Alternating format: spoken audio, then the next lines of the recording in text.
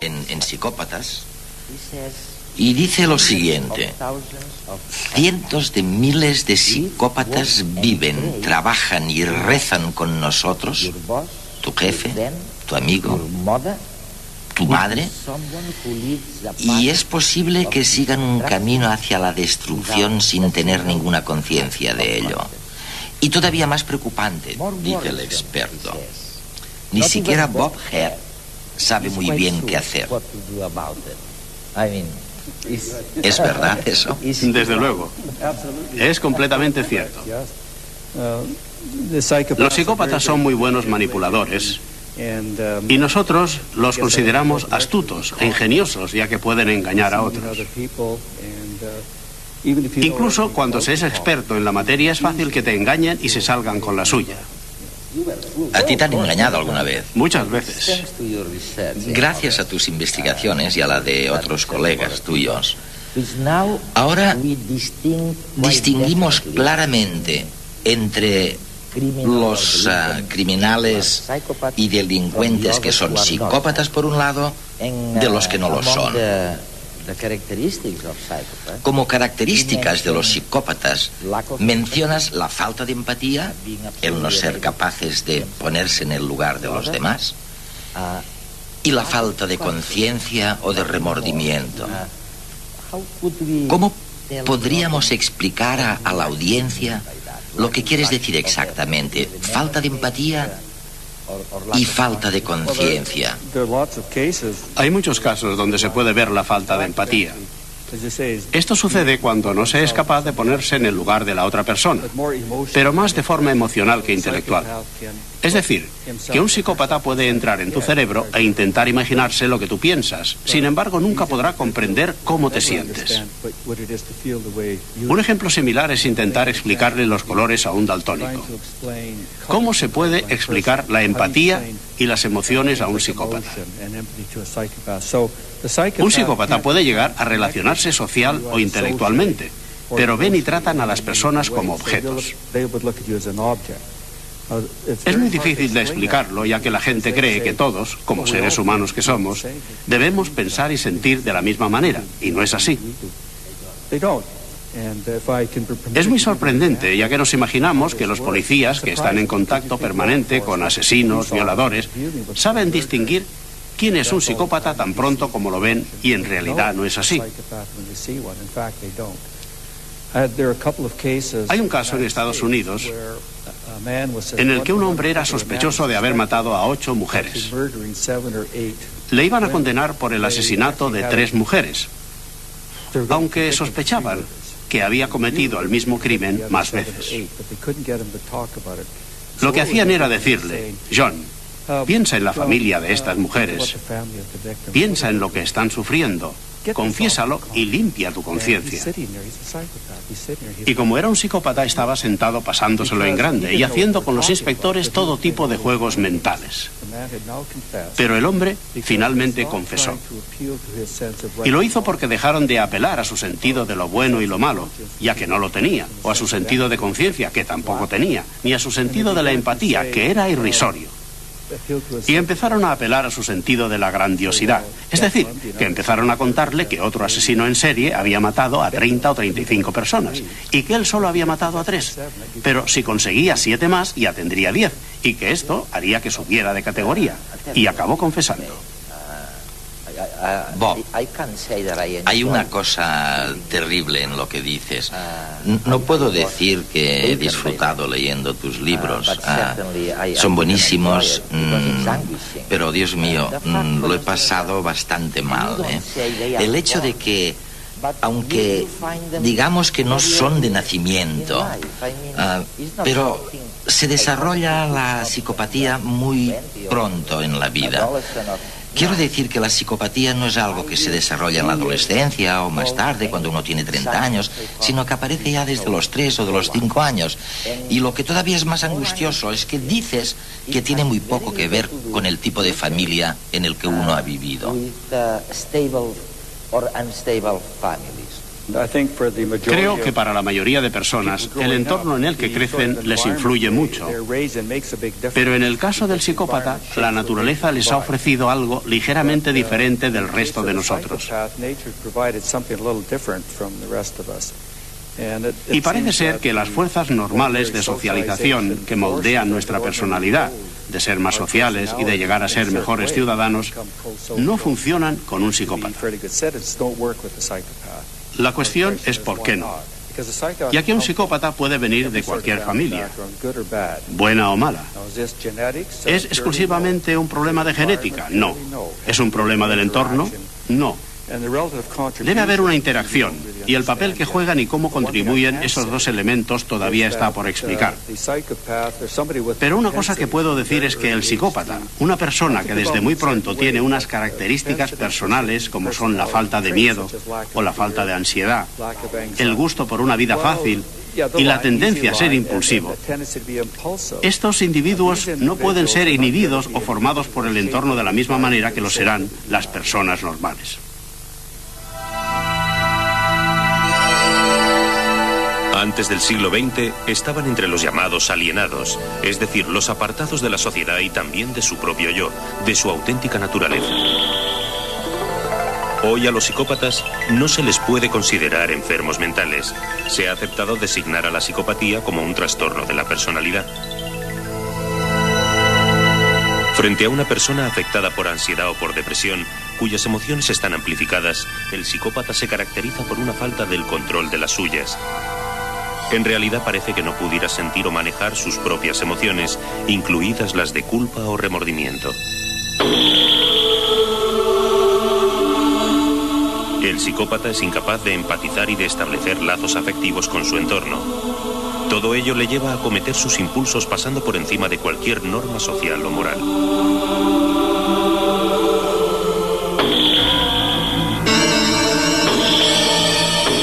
Así, muchos de los asesinos en serie son psicópatas. Sus acciones violentas carecen de pasión o de descontrol.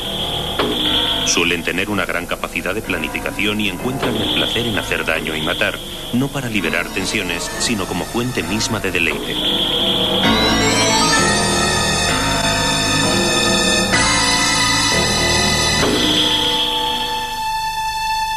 Pero no necesariamente la psicopatía ha de llevar hasta el asesinato. La inmensa mayoría de veces el trastorno se manifiesta en la manipulación y el engaño hacia las personas que rodean al perturbado para obtener sus objetivos económicos, sexuales o de poder. Le es muy fácil para conseguirlo fingir que tiene emociones y que comprende a los demás.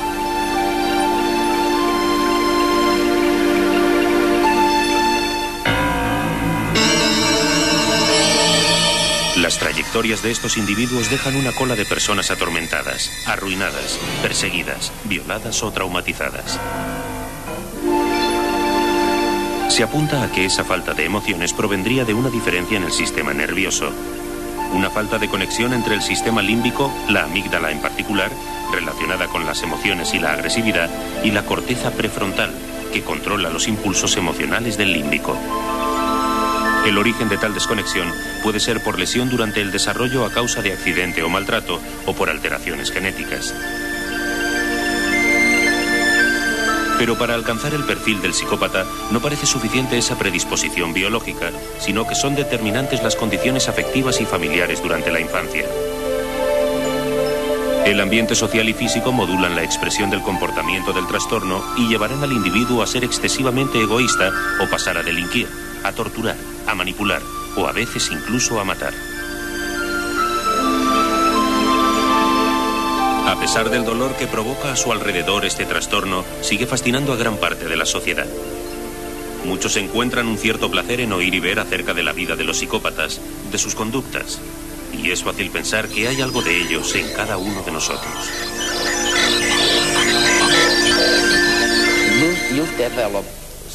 Tú has desarrollado algo que ahora se utiliza en todo el mundo. Lo llaman el PCLR o escala Hare. En realidad, es un manual para identificar a los psicópatas. Eso es lo que es. Explícame las ventajas, que son muchas, pero también los inconvenientes, que los hay. El gran inconveniente es cuando se utiliza mal. y se pone la etiqueta de psicópata a una persona de forma incorrecta. Y si esto pasa a formar parte del historial criminal, la persona está condenada de por vida. Se tiene demasiadas connotaciones y significados negativos. En el lado positivo es, si suponemos que yo soy tu médico y creo que tienes la presión alta, y te digo, creo que tienes la presión alta, entonces me preguntarás, ¿esto es todo lo que puedes hacer? Entonces te toco la frente y el pulso y me vuelves a preguntar, ¿y no puedes hacer algo más? Entonces saco el manómetro y lo tomo. Este aparato ofrece ventajas, ¿no? Pues es lo mismo que yo he hecho con mi test. El PCLR es un instrumento que he creado para hacer todo lo objetivamente posible el diagnóstico de la psicopatía.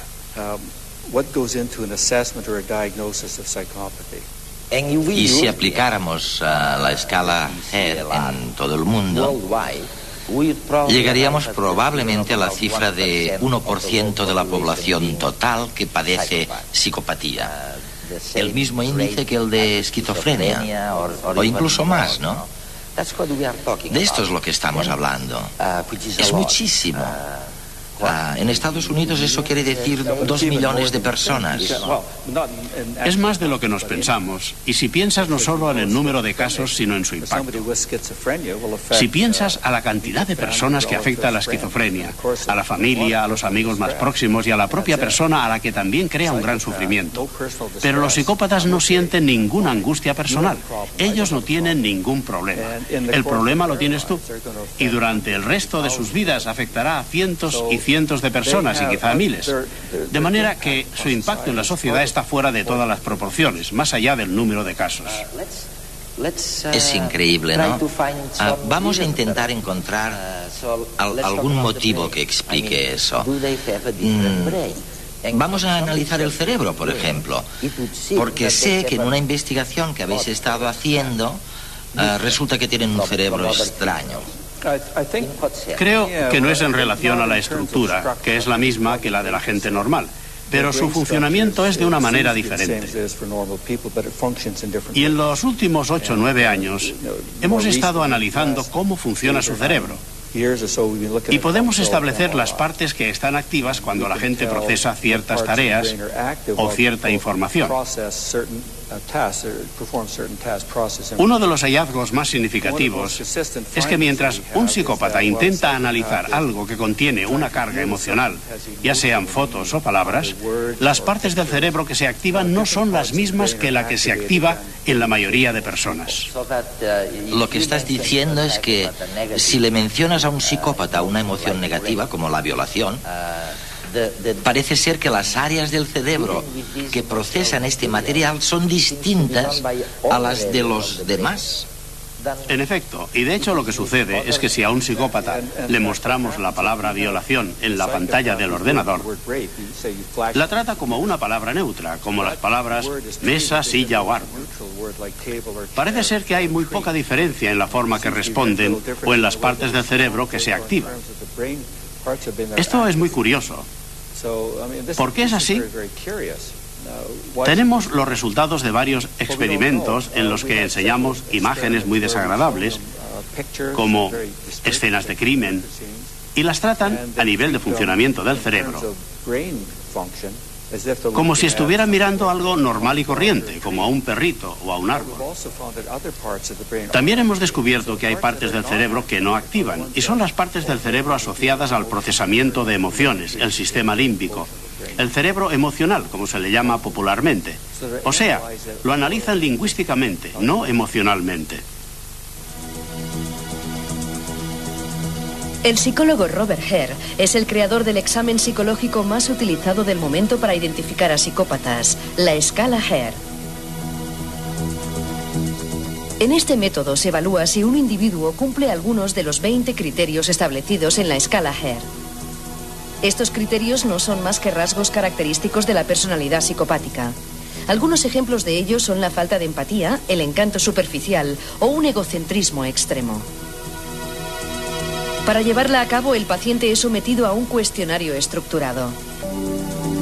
Es entonces cuando el evaluador concede para cada criterio 0, 1 o 2 puntos en función de si el paciente no lo cumple, lo hace parcialmente o lo cumple en su totalidad.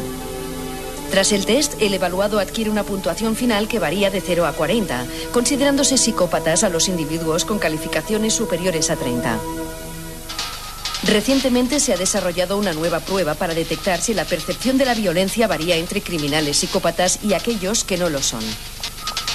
Su resultado ha sido un éxito y tan solo 10 minutos parecen suficientes para reconocer individuos con trastornos psicopáticos. Este examen sencillo obliga al evaluado a clasificar palabras en agradables, desagradables, violentas o pacíficas. Por ejemplo, ¿es la palabra sangre agradable o desagradable? Y matar, ¿se cataloga como violenta o pacífica? El tiempo requerido para asociar términos tanto de forma correcta como errónea parece ser mucho menor en psicópatas, dejando constancia de la concepción anómala que poseen de la violencia.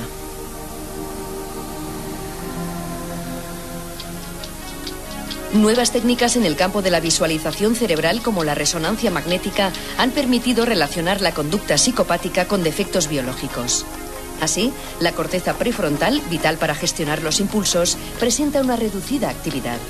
Neurotransmisores inhibidores de la conducta agresiva, como la serotonina, también parecen escasear en el cerebro del psicópata. En definitiva, los últimos avances en psicología y técnicas de imagen cerebral han facilitado la diagnosis de la psicopatía. El reto ahora consistirá en la cura y la reinserción de los que la padecen.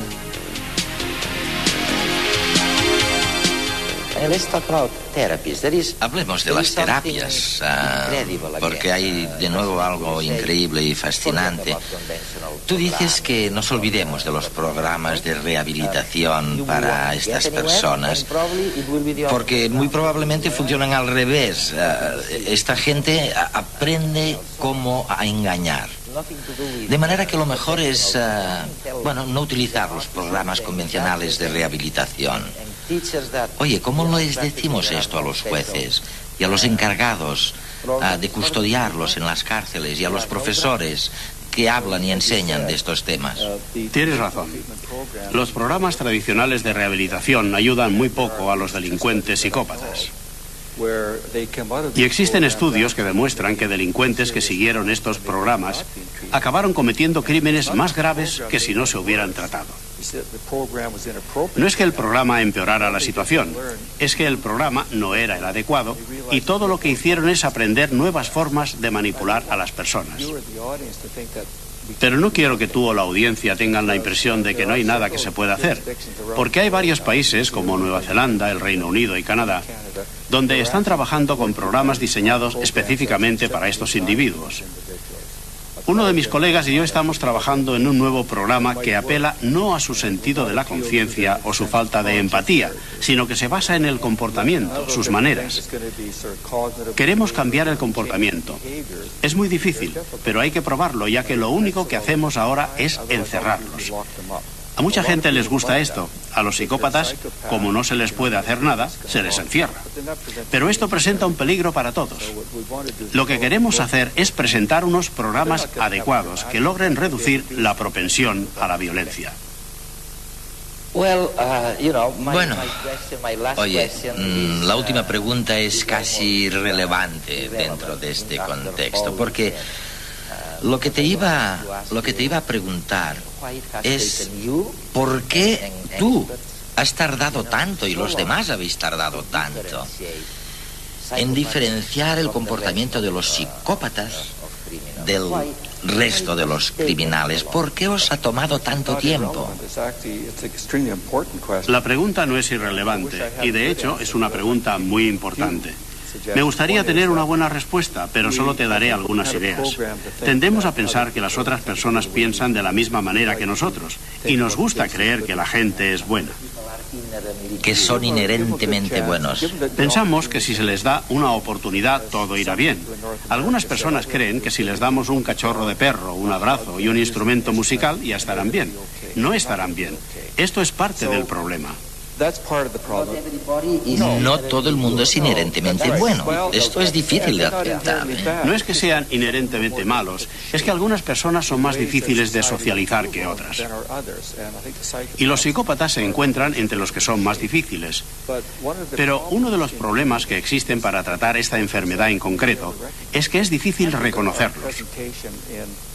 Yo di una conferencia en Gales, antes de venir aquí, que tenía el título de Serpientes vestidas con traje, y hablaba del psicópata que no está en la cárcel, sino el que está en el equipo de gestión, o es un comercial, o es un marido, o esposa.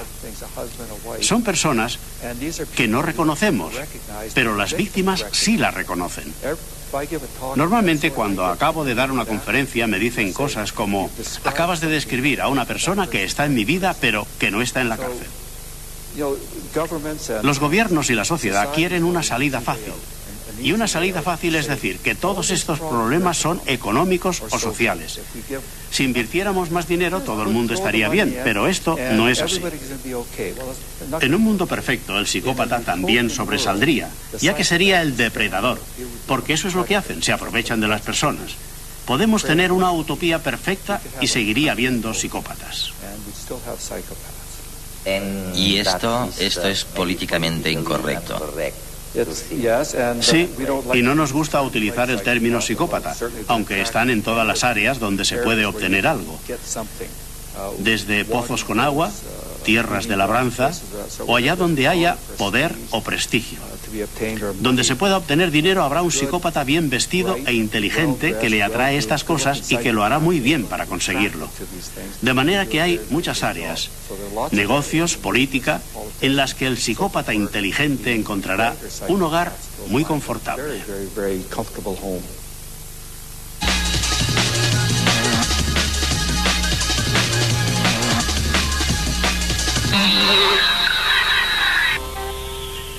Millones de mujeres, de hombres, de niños sufren el dolor, la humillación, la ansiedad que les infligen los psicópatas que se han encontrado en su vida. Y es un problema que apenas estamos levantando el velo, Vicente. Y has oído lo que decía Ger, que ni él sabía muy bien qué hacer, ¿no?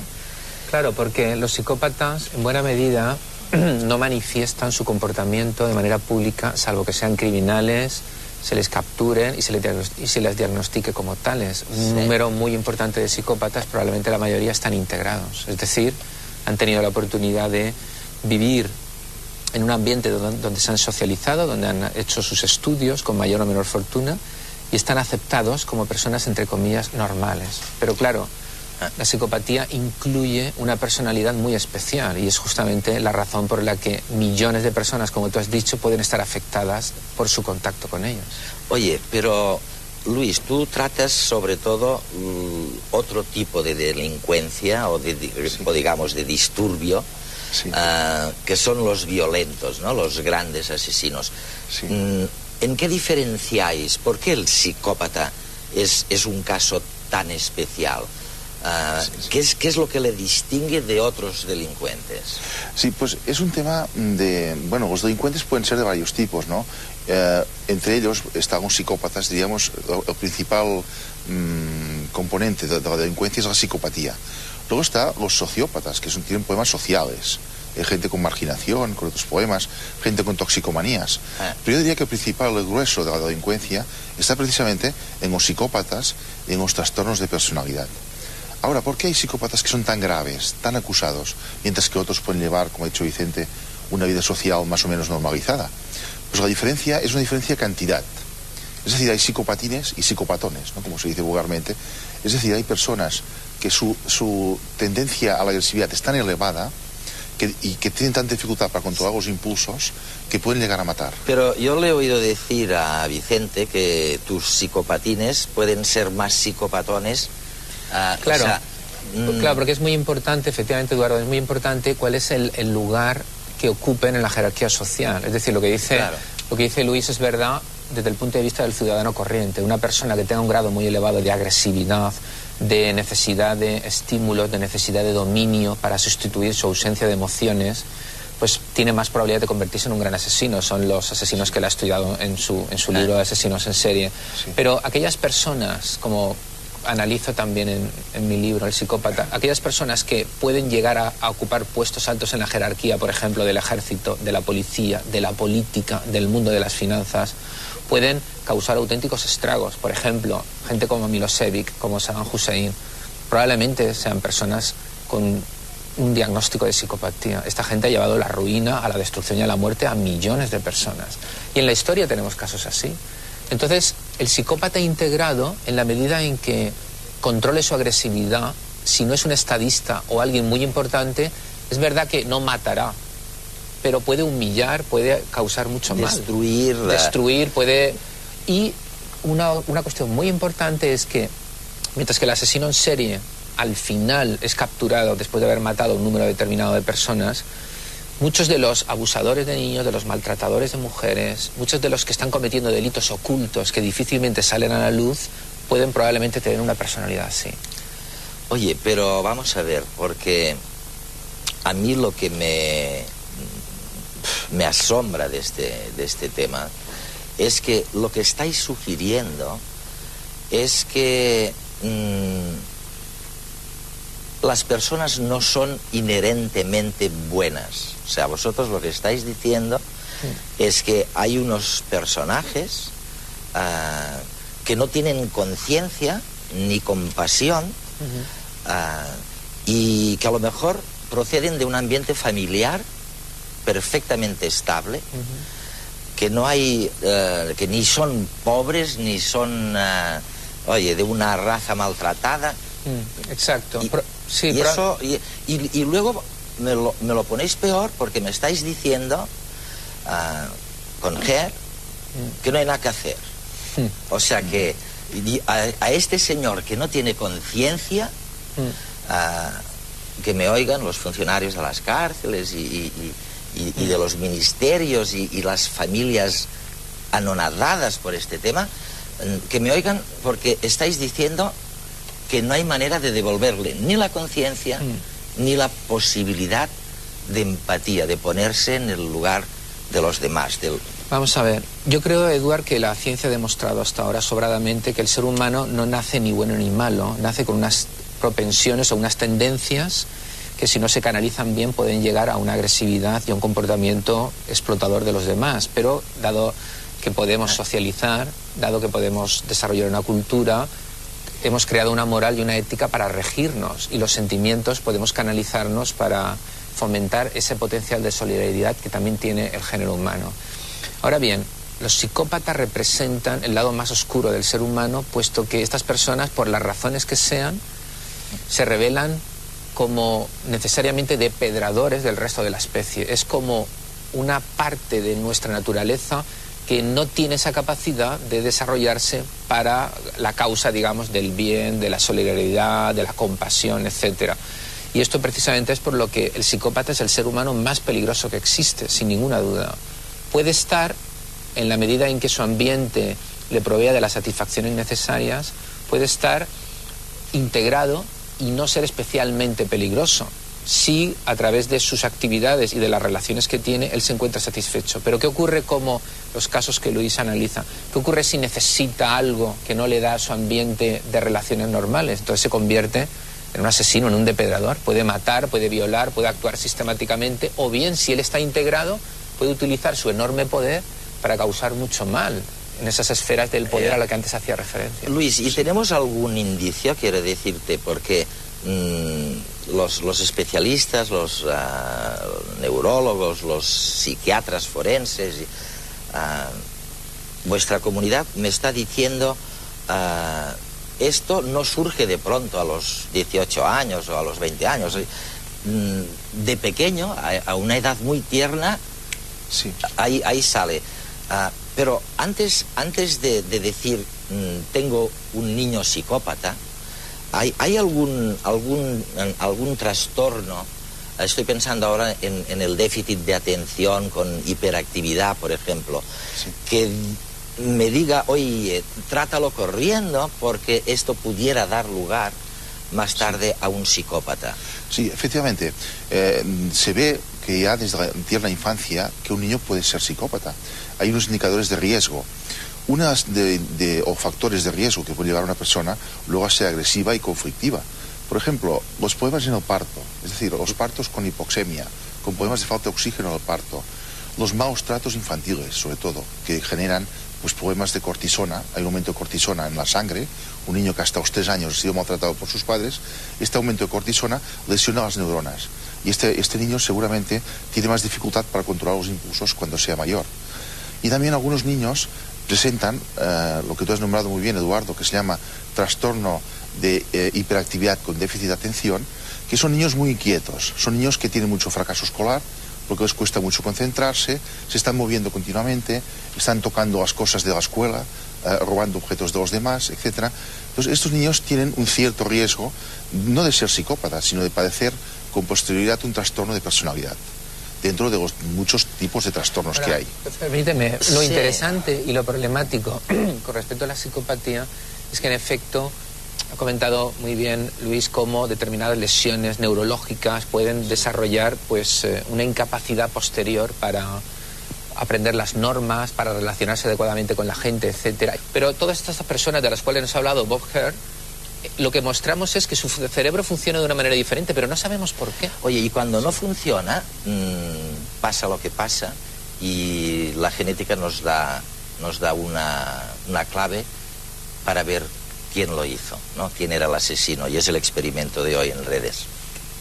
Seguimos en redes de un tema terrible hoy, que es el de los psicópatas, ¿no?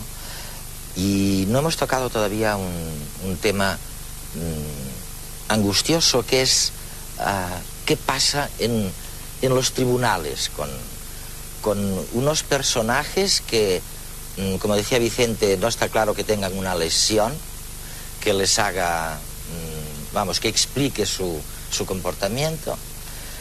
¿Qué hacen los jueces? Yo tengo entendido que en Estados Unidos, si te declaran psicópata, si gente como vosotros allí decís es un psicópata claro, lo tiene mal desde el punto de vista de libertad condicional o de soltarle, ¿no? Y lo tiene mal en cuanto a programas, porque Hare, una de las cosas terroríficas que me dijo, es que los programas de educación que se dan a los psicópatas muchas veces es peor si es un programa convencional, porque en realidad le enseña, le descubre más maneras de hacer mal, ¿no? En España, ¿qué pasa? ¿Qué hacen los jueces? Pues tradicionalmente la jurisprudencia del Tribunal Supremo ha considerado siempre que el psicópata era imputable, es decir, que el psicópata era responsable de sus actos. Ajá. Porque de hecho el psicópata cuando actúa, cuando comete un hecho delictivo, lo hace con pleno conocimiento y con buena voluntad. Es decir, sabe lo que hace, porque además es muy inteligente, y sabe por qué lo hace. Esto lo diferencia del psicótico. El psicótico es el individuo que está fuera de sí, el individuo que ha perdido el sentido de la realidad. Este no, el psicótico, el enfermo mental, este sería inimputable. Pero el psicópata generalmente es condenado. Es condenado porque se considera que actúa con pleno conocimiento y con buena voluntad. Ahora bien, los jueces, por supuesto que saben que los psicópatas son enfermos. Lo saben y muchas veces, y hay alguna sentencia que considera que el psicópata se le aplica lo que se llama atenuante analógica, que es una pequeña atenuante, que baja muy poquito la pena, pero permite aplicar lo que se llama una medida de seguridad. Es decir, permite considerar que este psicópata es susceptible de un tratamiento y por tanto, pues se puede hacer algo con esta persona. Oye, con tus asesinos en serie, algunos de los cuales son psicópatas, no todos, ni mucho menos, ¿recuerdas el caso de uno que era psicópata? O que vosotros declararíais es un psicópata, ¿y qué le pasó por ser psicópata? Sí. Por ejemplo, pues un psicópata puro de este libro, pues sería un individuo que mató, por ejemplo, al dueño del local donde tenía un negocio para no tener que pagar el dinero. Después mató, al cabo de un tiempo, mató a un inspector del trabajo porque le reclamaban las nóminas de la Seguridad Social. Poco después mató a su pareja, la tiró desde un balcón, simulando un suicidio, pues porque no le interesaba salir más con esta chica. Es decir, el psicópata cuando mata lo hace simplemente para conseguir un bien lucrativo.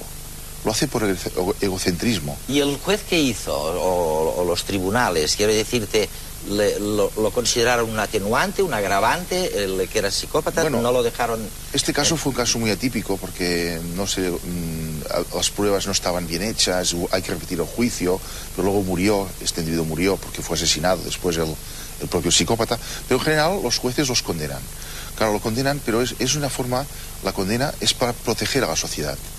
Porque claro, si nosotros, por ejemplo, fuéramos a la cárcel y consideráramos a los psicópatas enfermos y abriéramos las puertas de la cárcel, entonces se generaría una gran inseguridad ciudadana. Y entonces, como forma de protección de la sociedad, los jueces lo único remedio que tienen es pues considerar imputables a los psicópatas. El concepto de enfermedad es un concepto un poco complejo porque la cuestión con el psicópata no es que, a diferencia del psicótico, por ejemplo, un esquizofrénico, él pierde contacto con la realidad. Es decir, él es plenamente consciente de lo que hace, él quiere hacer lo que sus actos demuestran, solo que no le importa. Es decir, así como una persona con una esquizofrenia o una psicosis pierde su sentido de la realidad y por consiguiente la diferencia entre el bien y el mal de algún modo desaparece, el psicópata, sin embargo, es plenamente consciente, sabe que lo que está haciendo es un delito, que es moralmente equivocado, pero eso a él no le importa, no le concierne. Entonces, claro, el concepto de enfermedad tradicionalmente se entiende como aquella persona que es, digamos, incapaz de controlar y de ser consciente de sus actos. Y en el psicópata, sin embargo, lo es. Bueno, y los hay que son o han sido muy famosos, psicópatas famosos. En el siglo XV, el príncipe rumano Vlad el Empalador, origen del personaje literario de Drácula, empaló a 100.000 personas en 6 años. Enemigos turcos, adversarios políticos o simples súbditos cuya conducta desaprobaba. Esta gran impunidad de la que disfrutaban los nobles permitió a la condesa húngara Elizabeth Bathory torturar y asesinar a 650 muchachas, en cuya sangre se bañaba para conservar su juventud. Como Vlad, Bathory era una verdadera psicópata, incapaz de sentir remordimientos ante su conducta. Ambos alimentaron la leyenda de los vampiros.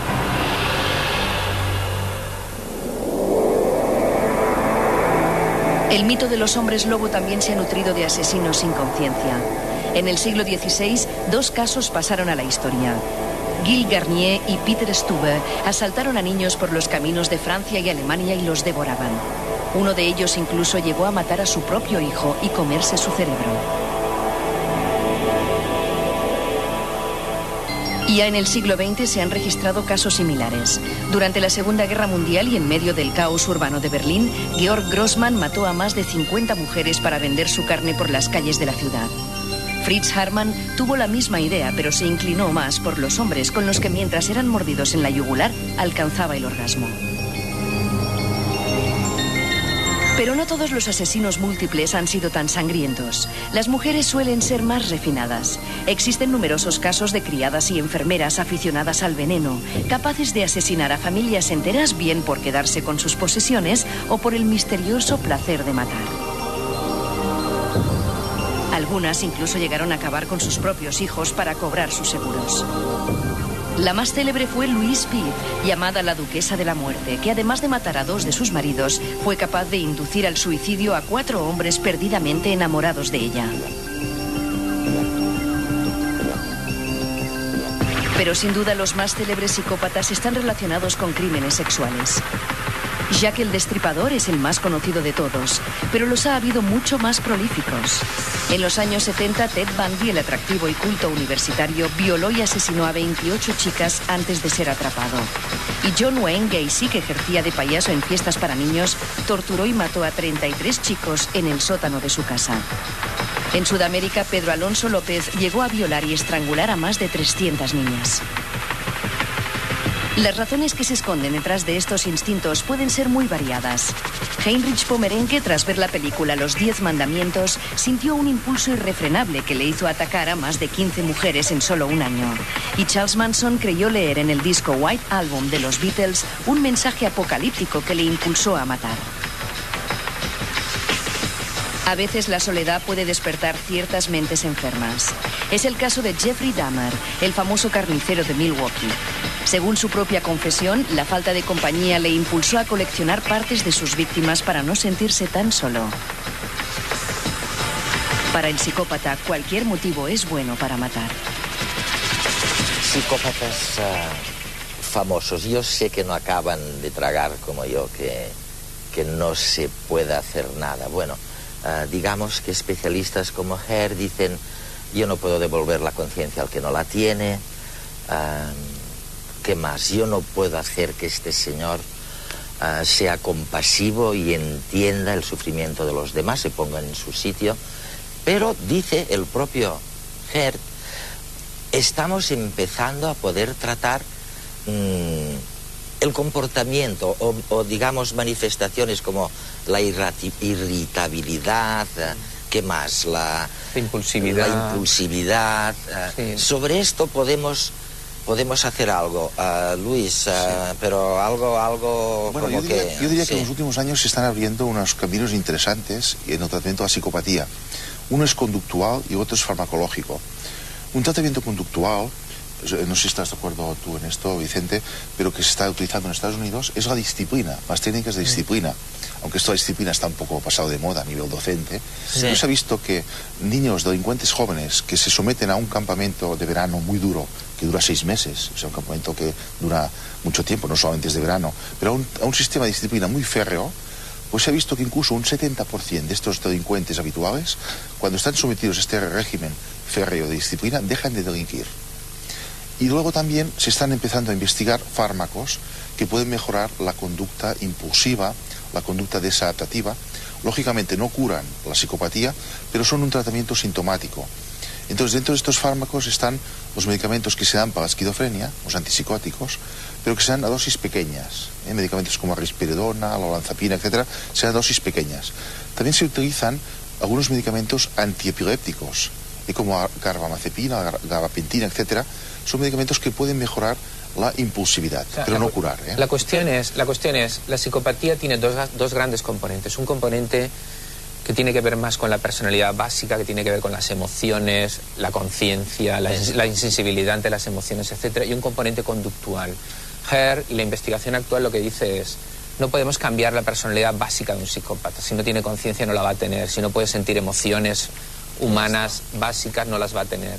Pero lo que sí que podemos hacer es ayudarle a que se controle. Lo que sí que podemos hacer es que él, de una manera egoísta, piense: a mí me conviene seguir delinquiendo, seguir cometiendo delitos, siendo una persona muy violenta o no. Entonces, la investigación actual lo que dice es: vamos a enseñarle no a que sea una mejor persona de fondo, pero sí una persona que egoístamente le interese cumplir con la ley y no delinquir. Esta es un poco la idea. Pero claro, con los delincuentes que son ya actuales. Pero mucho más importante es qué hacer precisamente desde el punto de vista de la prevención más primaria, para evitar que haya sujetos que ese potencial que puedan tener de violencia de manera, vamos a llamarlo, innata o heredada, no se concrete. Yo creo que eso puede tener mucho más interés que lo que podemos hacer ya con un señor de 18, de 20 o de 30 años que ha desarrollado un potencial ya muy fuerte. El problema sigue siendo el de los psicópatas que no han tenido un entorno familiar inestable, por ejemplo, sino que lo han tenido perfectamente estable. Y aquí ni tus fármacos ni... No. Y estamos realmente muy... Sí, exactamente. Muy al correcto. pairo. Para ese tipo de psicópata integrado, que yo llamo integrado, que no desarrolla una gran agresividad, una gran violencia desde el punto de vista criminal, penal, que llama la atención de la policía, que lo encierran en la cárcel, que luego va Luis a examinarlo, etcétera. Para esos psicópatas lo único que podemos hacer es conocimiento del problema, divulgación del trastorno. Por ejemplo, una vez que apareció algunos libros, entre ellos el mío, mucha gente se pone en contacto conmigo y me dice: oye, yo he vivido este caso. Estás describiendo a sujetos por los que yo he estado pasando experiencias durante muchos años. Ocurre como otros trastornos que no se conocen. Sin embargo, el psicópata, vuelvo a repetir, es el ser humano más peligroso que existe, porque es la única persona a la que no le importa en absoluto considerarte como un ser humano. Él te va a tratar como un medio. Te va a tratar como un medio. Eduardo, me gustaría incidir en un tema muy importante de la prevención de la psicopatía, que creo que es un tema importante sobre todo a nivel de los educadores en la escuela, y es que la escuela nos enseña muchas cosas, ¿no? Pero cosas de tipo competitivo, a ser los mejores, a ser los más guapos, a ser los más ricos. Pero se han perdido los valores humanos en la escuela. Entonces se está viendo, por ejemplo, en nuestro país hay un incremento espectacular del tema de asesinos en serie, que el asesino en serie sería la máxima expresión de la psicopatía. Entonces, ¿cómo se puede prevenir esto? Pues sobre todo se podría prevenir que en la escuela se enseñen valores humanos, es decir, a ser solidario, a ser persona, pero no a ser el número uno ni a ser el mejor. Es decir, nuestra sociedad...